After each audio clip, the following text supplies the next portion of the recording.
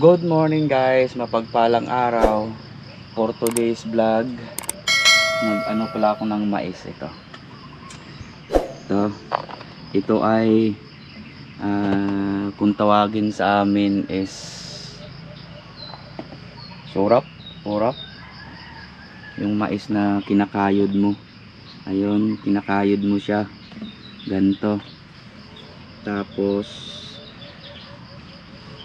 ito kasing mais dala ng kapatid ko. Dumating kagabi kasi sumama siya sa kasama niya doon sa bundok. Mga kilala din niya yung mga ano doon. Dami siyang kilala doon. Binigyan niya siya ng mais na mas ano pa naman, mura na pwede pa siyang igulayin. Pinugulay sa amin ito. Ang halo nito malunggay lang, tapos kung pwede mo rin gataan, malunggay gataan, o kaya saluyot gataan. Manamis to, masarap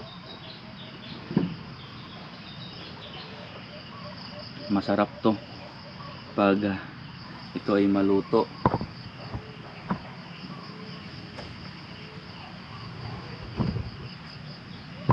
Ano lang yan, ganito lang ito siya, gantuhin lang. Dapat malinis, walang halo-halo na yung mga ganito, yung mga buhok niya, balahibo ay tawag ito. Tapos ituin mo lang siya, dandahanin mo lang, nipisan mo lang, wag lang masyadong kapalan. Ganito lang siya, diba? Yun lang, masarap to sa sabaw.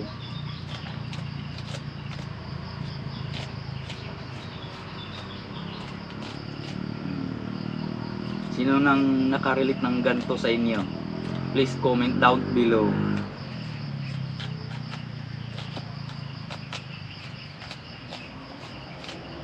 Pag laking probinsya ka, alam mo to gawin,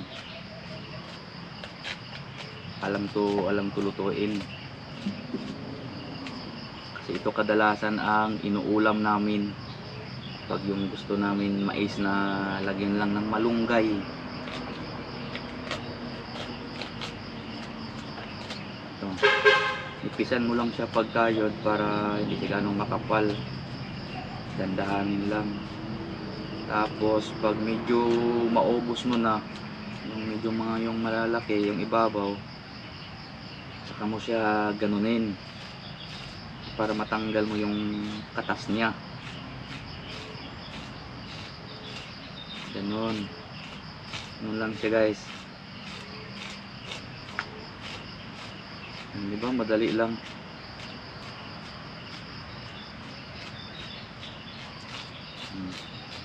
Diba?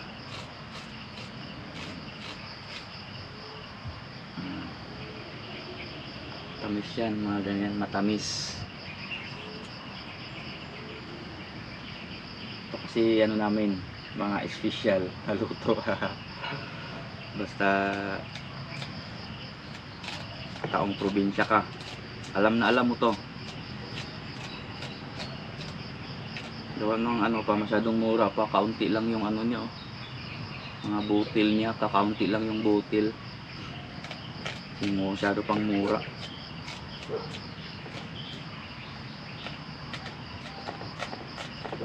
Taksikan.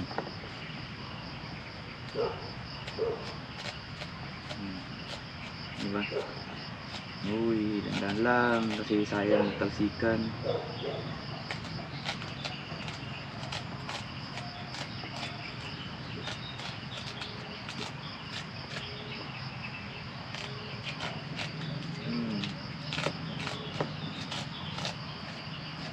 Diba? Kamu sa ganun yun, dandahan lang. Kasi ito yung pinaka gitna niya or yung pinaka katas niya. Ito na yung matamis. Ito yung nagpapalasa sa sabaw.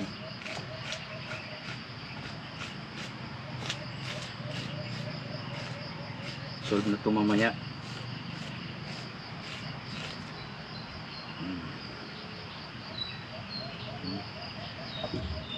Marami-rami ito.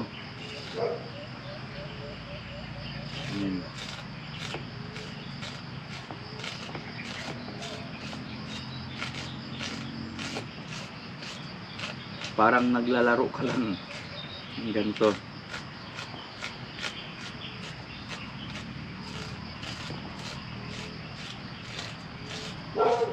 Ang matamis. Maganda pag ito mura kasi malambot pa. Talagang labas ang katas. Diba?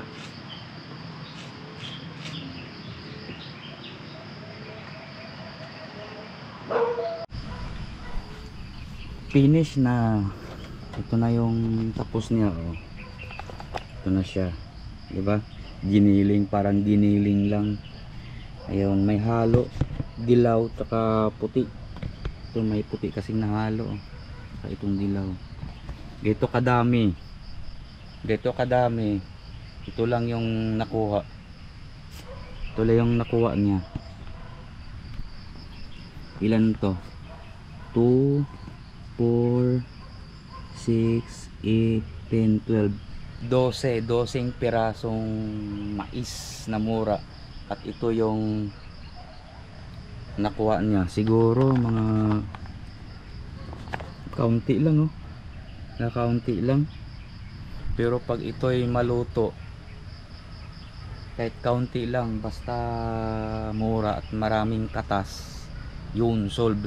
Masarap na to. Solve na to. Ito na yung pang ulam mamaya, hapunan. Ito lang yung mga basic ito. Tapos itong ano, ito siya, ano to eh, gagawin tong panggatong, pangpausok. Ayan, dyan lang yan para matuyo. Ayan, pinapatuyo ko lang dyan. Ayan.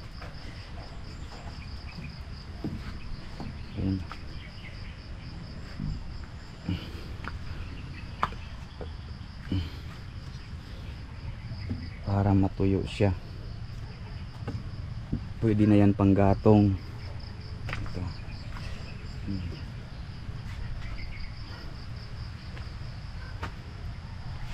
Wait. Grabe dulas. Yan na. Diba? Ayun na. Diba? Saglit lang.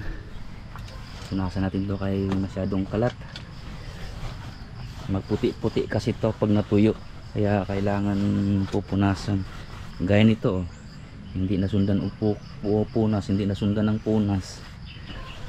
Kasi tatalsik talaga yon, lalo na pag yung mura ang anuhin. Pwede din. Yun, nagatalsikan yung katas.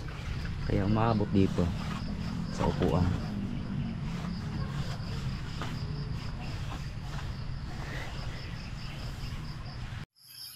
Kuhalin tayo ng malunggay panghalo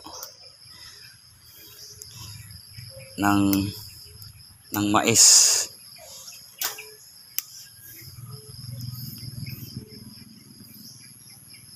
Ayun.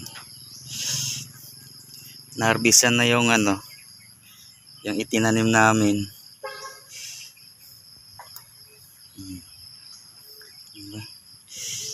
Ayan na.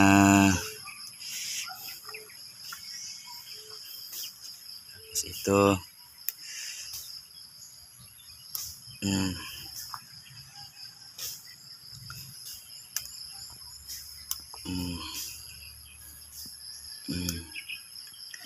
Diba? Ano? Naharbisan na rin yung malunggay. Ito medyo mayabong pandahon.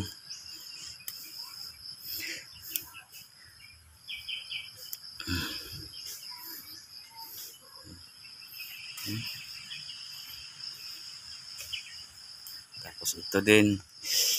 Isang piraso lang. Na, pwede na. Diba? Lamok ka. Ito na, pwede na to. Pwede na to pang lahok. Panghalo.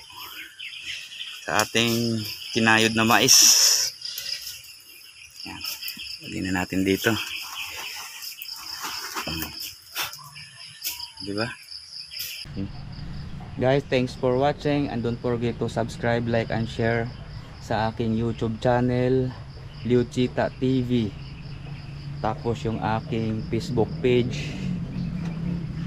Huwag din ninyong kalimutan mag-follow, like and share Facebook page, Liuchita TV. Maraming salamat po. God bless.